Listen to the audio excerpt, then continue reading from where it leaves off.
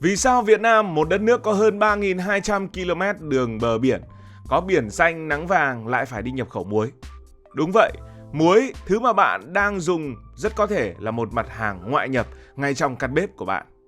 Bạn có biết được rằng mỗi năm Việt Nam phải nhập khoảng từ 400.000 cho đến 600.000 tấn muối trị giá hàng trăm triệu đô la Mỹ để đáp ứng nhu cầu khoảng 1,5 cho đến 1,6 triệu tấn muối ở trong nước.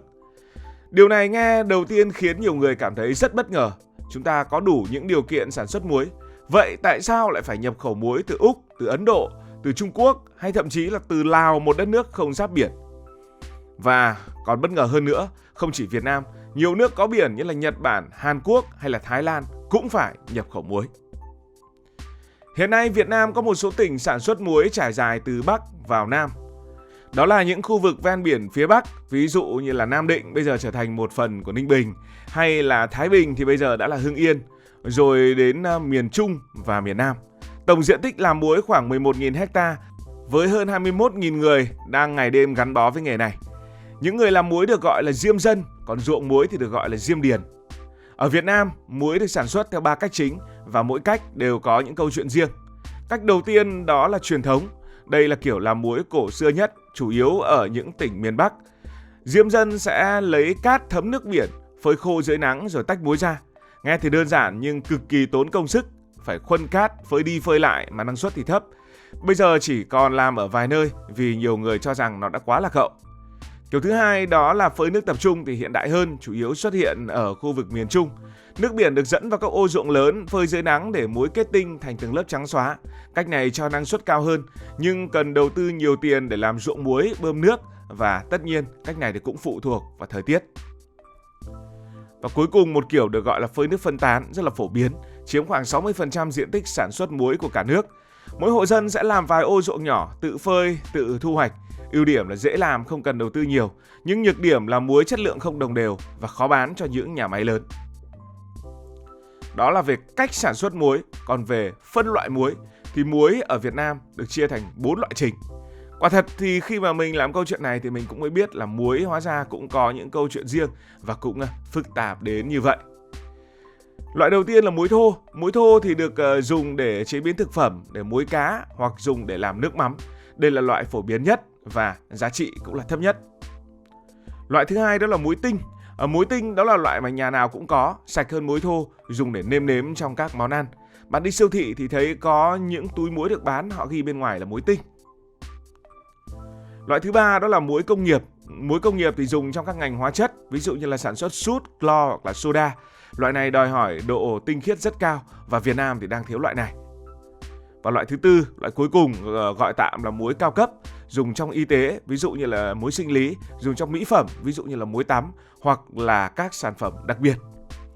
Nghe thì có vẻ đa dạng nhưng vấn đề lớn nhất là muối Việt Nam sản xuất được chủ yếu là muối thô, là cái loại dùng để làm nước mắm, dùng để chế biến thực phẩm hoặc là muối cá, cùng lắm là muối tinh. Còn muối công nghiệp và các loại muối chất lượng cao thì Việt Nam chưa sản xuất được nhiều. Và đó chính là lý do đầu tiên mà chúng ta phải nhập khẩu muối.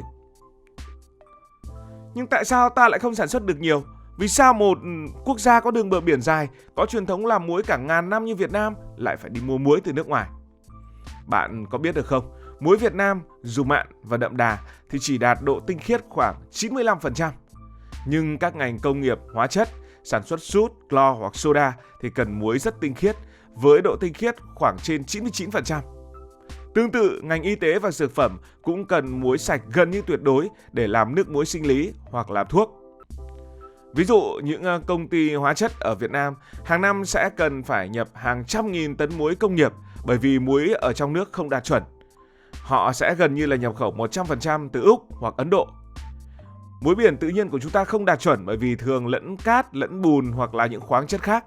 Để làm sạch thì những công ty sẽ phải đầu tư máy móc, hóa chất, nhưng chi phí thì lại cao hơn so với tự mua tự nhập khẩu. Thế là thay vì dùng muối Việt Nam mà lọc đi lọc lại mất rất nhiều lần, tốn công tốn tiền, thì thôi hãy nhập muối từ nước ngoài cho nhanh. Chưa kể, sản xuất muối ở Việt Nam còn manh mún. Một hộ diêm dân thường chỉ làm vài trăm mét vuông ruộng muối, không đủ sức để đáp ứng đơn hàng lớn từ các nhà máy. Thời tiết thì hờn dỗi liên tục, mưa bão, độ ẩm cao hoặc nắng không đủ mạnh đều khiến muối mất mùa. Trung bình hàng năm, Cả nước chỉ sản xuất được vài trăm nghìn tấn muối, trong khi nhu cầu thực tế thì lên đến gấp đôi. Vậy nên, nhập khẩu muối là cách nhanh nhất để bù đắp vào chỗ thiếu.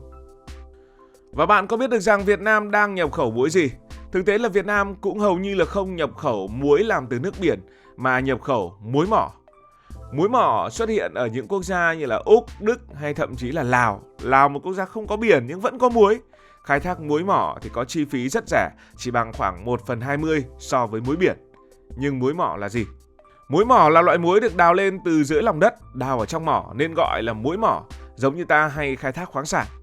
Khác hoàn toàn với muối biển mà diêm dân Việt Nam phơi. Muối mỏ không làm từ nước biển mà là muối ở dạng khoáng chất, tích tụ hàng triệu năm trong các mỏ đá hoặc những tầng đất sâu. Điểm đặc biệt của nó là tinh khiết hơn so với muối biển rất nhiều. Việt Nam mình thì không có muối mỏ. Vậy muối mỏ được hình thành như thế nào? Hàng triệu năm trước thì có những vùng biển hoặc hồ nước mặn đã bị cô lập, nước bốc hơi hết, để lại muối tinh khiết kết thành từng lớp dày.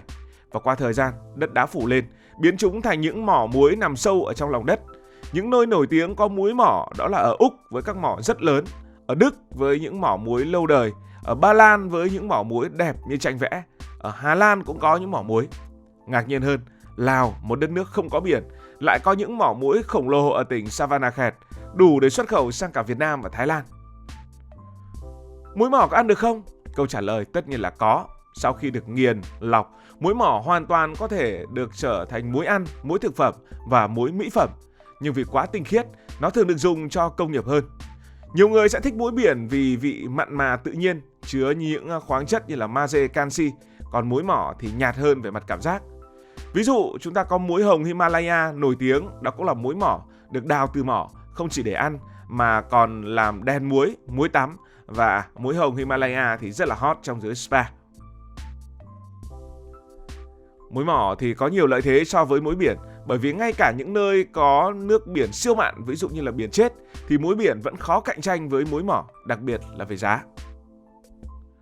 Muối từ Úc, Ấn Độ hay Trung Quốc không chỉ rẻ mà còn được sản xuất với quy mô rất lớn, quy mô khổng lồ, vận chuyển dễ dàng qua đường biển. Doanh nghiệp Việt Nam, đặc biệt là các ngành công nghiệp, chúng ta sẽ phải ưu tiên mua muối nhập khẩu thay vì đầu tư vào muối nội. Nghe thì lạ, nhưng đó là luật chơi của thị trường toàn cầu.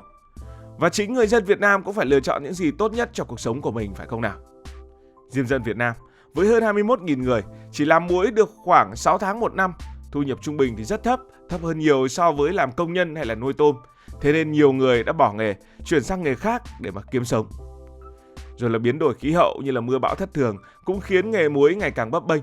Không đủ người làm, không đủ đất, muối Việt Nam ngày càng khó đáp ứng nhu cầu và khó cạnh tranh so với muối quốc tế. Và trên thế giới thì Việt Nam không phải là nước duy nhất có biển mà vẫn phải nhập khẩu muối. Đây là câu chuyện rất bình thường ở nhiều quốc gia và mỗi nước thì đều có một lý do riêng. Ví dụ là Nhật Bản chẳng hạn.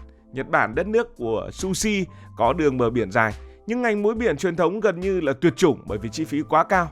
Nhật Bản nhập muối từ Úc để mà làm hóa chất, còn muối nội địa của họ chỉ dùng cho ẩm thực hoặc trong nghi lễ.